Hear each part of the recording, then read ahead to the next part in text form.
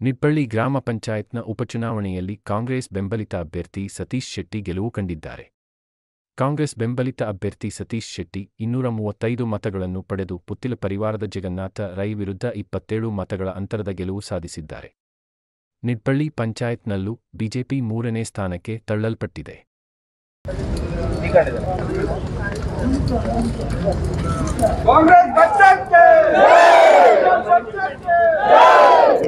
ಇದು ನಮ್ಮ ಪುತ್ತೂರಿನ ಜನಪ್ರಿಯ ಶಾಸಕರು ಅಶೋಕಣ್ಣನಿಗೆ ನಿಡ್ಪಳ್ಳಿ ಕಾರ್ಯಕರ್ತರು ನೀಡುವಂತಹ ಒಂದು ಕಾಣಿಕೆ ಇದು ಅಂತ ಹೇಳಿದರೆ ತಪ್ಪಾಗಲಿಕ್ಕಿಲ್ಲ.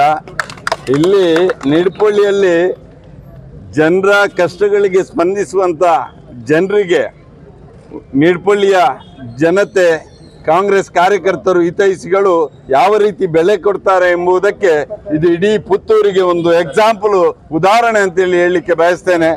ಎಲ್ಲ ಅನಿತಕ್ಕ ಆಗಿರ್ಬೋದು, ಭಾರತೀಯ ಎಕ್ಸ್ ಪ್ರೆಸಿಡೆಂಟ್ ಭಾರತಿ ಪೂಜಾರಿ, ಹಾಗೆ ನಮ್ಮ ಬ್ಲಾಕ್ ಅಧ್ಯಕ್ಷರಾದಂಥ ವಿಶ್ವನಾಥ್ ರೈ ಅವರು ಹಾಗೂ ನಮ್ಮ ಶಾಸಕರು ಅವರ ಎಲ್ಲ ಕೆಲಸಗಳನ್ನು ಬಿಟ್ಟು ಇದರಲ್ಲಿ ಪಾಲ್ಗೊಂಡಿದ್ದಾರೆ, ನಮಗೆ ಮಾರ್ಗದರ್ಶನ ಮಾಡಿದ್ದಾರೆ.